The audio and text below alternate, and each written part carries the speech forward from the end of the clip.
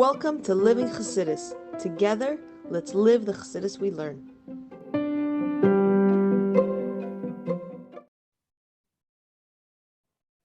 Morning, everybody, and welcome to Chassidus in the morning.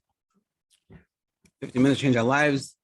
Chachana for Shavuot, Zman Matan Teresenu. As we were discussing yesterday, that the simple reason why we stay up at night on the first night of Shavuot is because of the fact that the Yidden slept through it. And this idea is brought out by the Medrash when it says that they slept the night of preceding giving the Torah. And it says because the sleep on Shavuot is pleasant and the night is short, and not even a flea bit. So we asked, if you're just trying to tell us that we shouldn't sleep because the Yidden slept, just say the Yidden slept. Why have to tell us that sleep is beautiful, a good sleep? It's sort of like it feels like it's giving an excuse. It's a good sleep. I'm not even a flea bitten. It's an amazing sleep. Why is it telling us this? Once we understand, ultimately, as the Rebbe is teaching us, the Rebbe is not just teaching us how to answer this question, but teaches how to look at situations and how to look at Torah, is that it must be because there's something good going on over here. Maybe a little bit off center, but something good. And we have to appreciate it. And therefore, that's why the fleas didn't bite them. If they were doing something wrong, why should make a miracle? The fleas didn't bite them. It must be because they won't do something so bad. We need to understand. And that was essentially what we were saying yesterday. After page 15, I'm not sure if Michal sent more of the copies with the other pages, but we'll continue. So we're up to reaching up. So to explain, the Alter writes that no matter how high a level of understanding a person achieves or how deep an attachment to Hashem, since each soul exists within a body, there's no way that a mortal can attain the kind of connection to God that the soul enjoyed in its incorporeal state. Meaning, what the neshama felt before it came down, we can never connect with. We don't really understand, and they can never really understand it. Just because we're physical and automatically we're limiting it. It's like trying to explain to a kid a concept, a deep concept. He's not going to understand because he lives in the realm of like little kid stuff. And essentially that's what we are when the neshama is in the body, comparison to the neshama before it comes down. It's like little kid stuff. And it's just hard to understand. So the human body simply cannot bear the degree of connection. So we just it's incomparable. So now, when a person sleeps, however, the soul disengages itself from the body to a certain degree and ascends, so to speak, to the spiritual realms, leaving only a trace of the vitality in the body. Like we know when you go to sleep, the neshama goes up, l'mayla, one fifth of death, something. So the neshama goes up. So therefore, what we have in the body is very little. And so what comes out of this? Therefore, the sleeper's soul can grasp a higher level of godliness than it can while it is awake and functioning within the body. And so because the neshama is more connected, l'mayla, much more connected above, so we can perceive a lot more than what it can when it's stuck in this physical body. Now you could probably think to yourselves the answer why they went to sleep.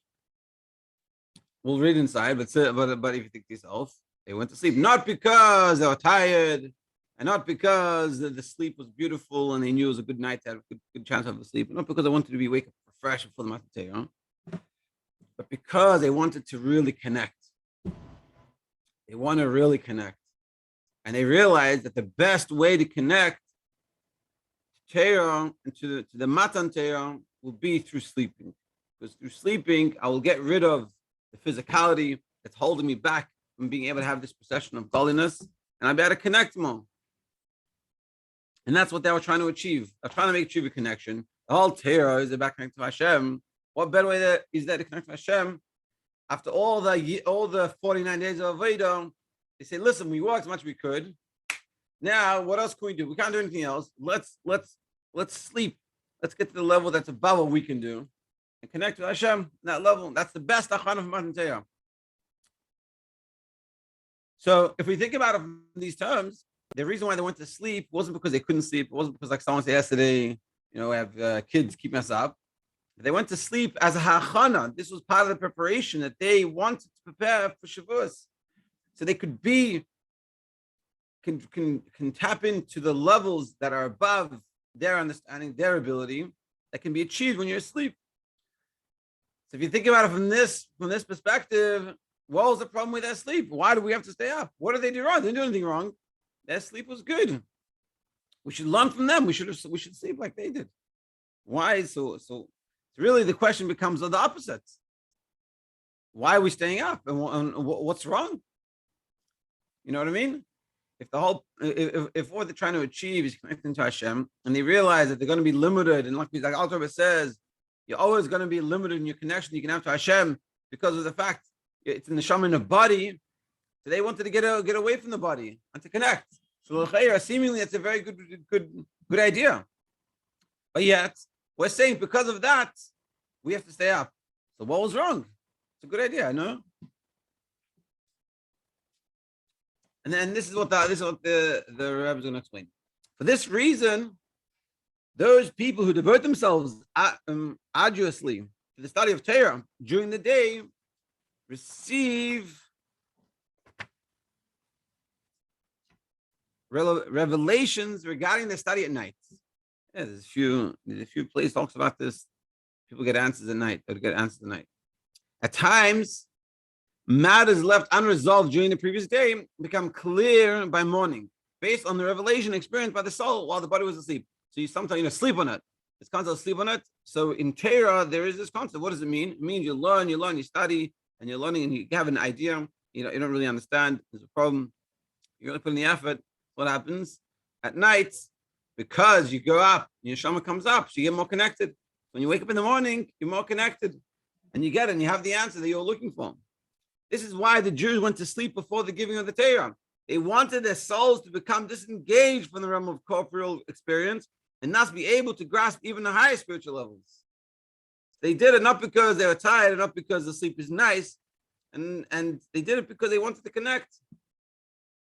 This, they thought, would better prepare them for the revelations to be experienced at the giving of the Torah. What's the best way to make a preparation for the Matan Torah?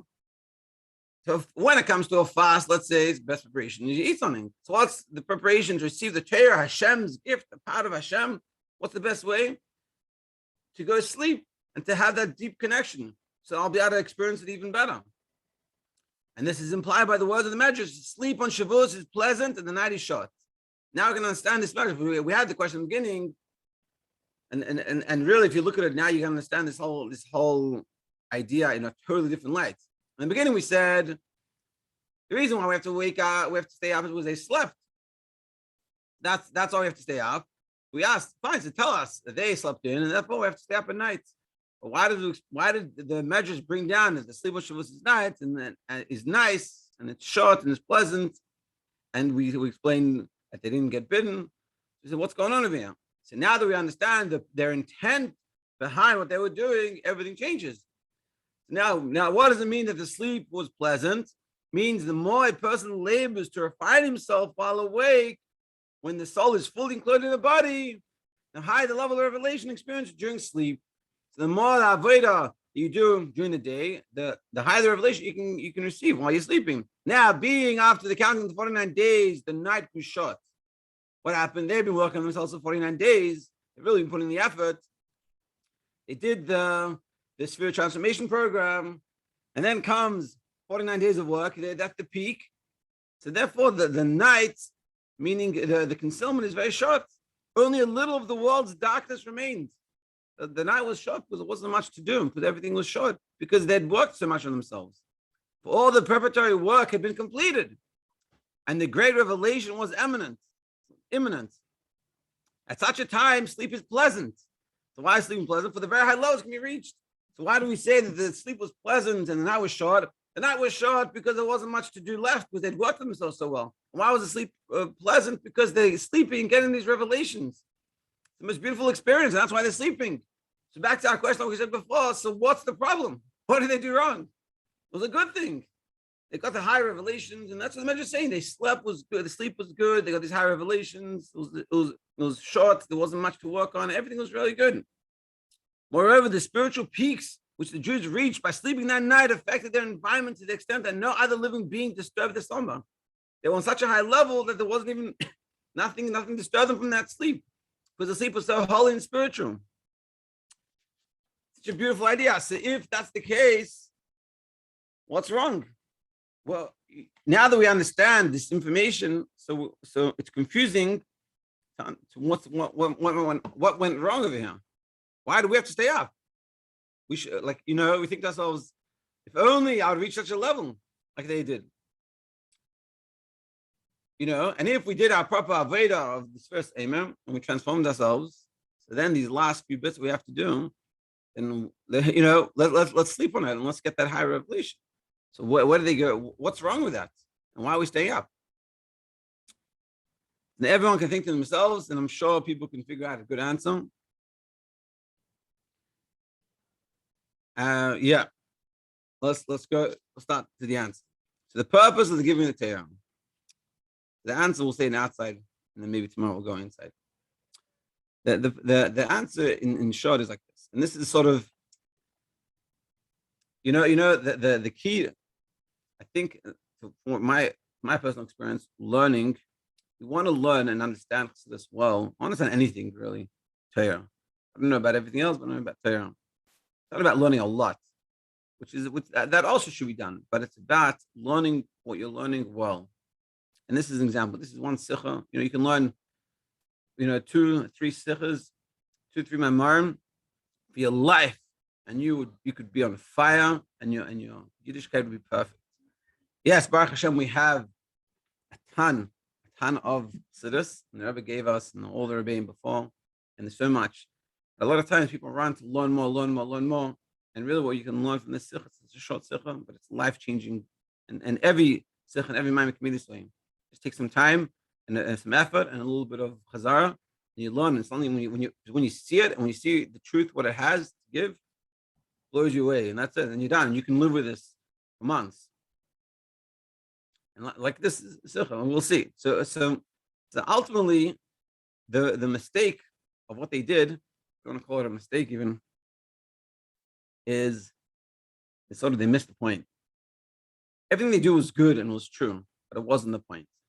The whole purpose of Hashem giving the Torah was to be done here. And then what they were trying to do is run away. It's like when we say to ourselves, I wish I was back in seminary. I wish I was back in yeshiva. Try to live these good times. I wish I was back in Tishrei. That's not the way Hashem wanted it to be. It's nice that they have all these revelations, but they were missing the point, and this was the mistake. And now you understand it. It's like it's all like, oh, they just slept in, all these lazy bums. It's a whole different experience. They were missing what we're coming to Misak, what we're coming to fix is a deep, it's a very axiomatic problem they had, which is they didn't realize that Hashem doesn't want us to sleep. He doesn't want us to hide and run away into spiritual worlds. The best preparation for Matan Torah is not sleeping. It's true that sleeping gives you these high revelations. Sleeping is taking you away from the world. The best preparation is to be in the world. And that's what they were meant to be doing. And that's what we're going to explain. And yeah, we'll explain it inside tomorrow. So now, after 2 classes, we understand this whole story differently. It wasn't they were sleeping because they were lazy, which is a question we had before. And why we have all these details in the Medrash? Because all these details are very specific. Because what they were trying to achieve is a very high revelation of Matan Torah. They worked on themselves for 9 days, and they were ready to receive the Torah, and they wanted to go an even higher level. And they realized in their thoughts, sleeping would reach an even higher level, which it sort of does. But the problem is sleeping is taking away for the whole purpose. The Torah was to come down here into this world. And as we're going to explain tomorrow, what that all entails. Thank you very much for joining, and have a great day. Mr. Hashem will finish tomorrow.